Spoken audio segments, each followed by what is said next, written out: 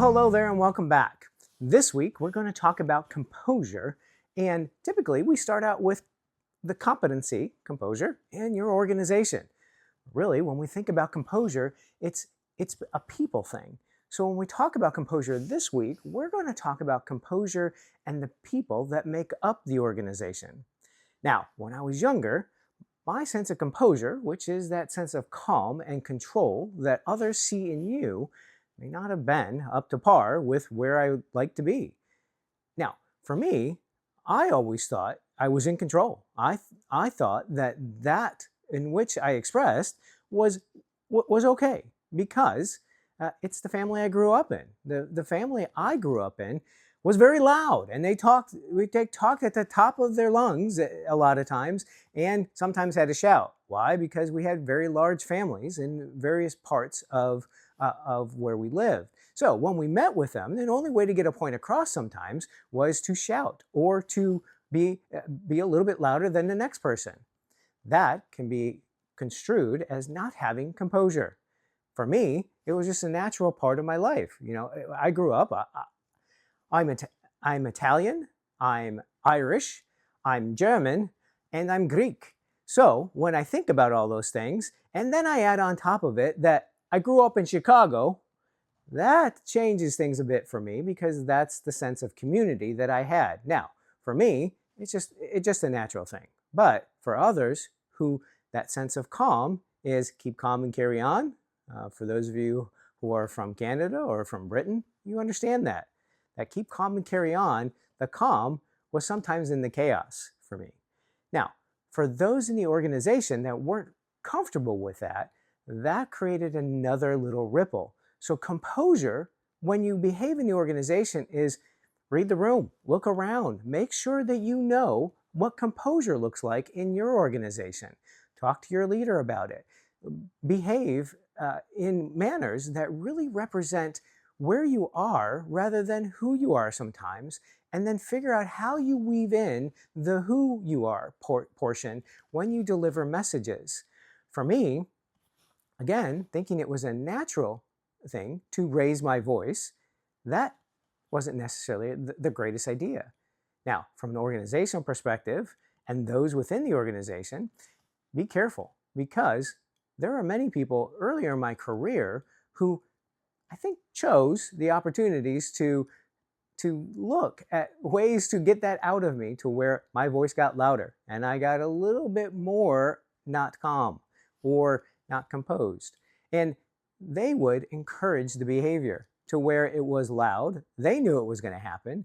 But for me, I would always look at it as I was defending something, whether it was an individual who needed a little bit extra push and a little bit extra help, or it was data that somebody was saying was wrong. For me, there's a line with data. It's right or it's made up. So if the data comes back and I was sharing the data and somebody didn't agree with it, I couldn't change it. It's the data. It's either on or it's off.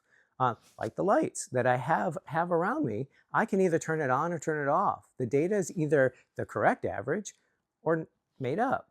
And so for me, anytime somebody would question that, that would push to where that sense of calm would then be perceived as, hey, this guy doesn't have it. So what I had to do is I had to listen, I had to watch, and I had to stop defending. And the others in the organization, when they realized that, there wasn't any more buttons to push. So my challenge to you is that if you are one of those in the organization that look for ways to push, please stop, because you're not encouraging a behavior that's helpful to your team or to the other person's team. You're actually hurting the organization. And work together so that you find the right path. Now, if you're thinking, well, but composure is that individual behavior. Yes, but we can all encourage the right composure for that sense of calm by exhibiting the behaviors that we would like to see. And if we're not exhibiting those behaviors, ask yourself why. Because the things that you do impact somebody else. And so when we talk next week, we're going to talk about composure as a leader and how you demonstrate that to your team. But for how you measure the composure and your impact to the organization, I'd ask you to do this. Start asking your peers how much you listen and how much they listen and watch the room.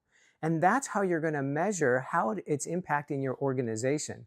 The more composure you have, the more you'll get done, because you're not worrying about the volume of somebody else's voice. You're concentrating on the words that they're using, so that it helps you move forward. This helps everyone get through it. Composure is also what you need on social media and any other mechanism. So even though we've reverted to working from home or Teams or Zoom or whatever else it is, think about how you're composed in any of those avenues, to where what you say, read it back, so that you know what tone can be construed. Because sometimes that quick email can be construed as not being composed and can have a harsh tone. So read that back to yourself before you send it. Even if it only requires a one-word sentence or one-word answer, which is approved or yes, put something in there to make sure that the individual on the other end doesn't take it as, well, they must be having a day today. That's up to you. That's how you contribute. As you're out there, as you're doing these other things where you're working from home, you're working remotely, use the tools at your disposal, but make sure that you're coming across as composed and professional as you can. Next week, when we talk about composure as you as a leader, we'll talk through some stories about some of my opportunities, but also some of my successes. So thanks, and have a great day.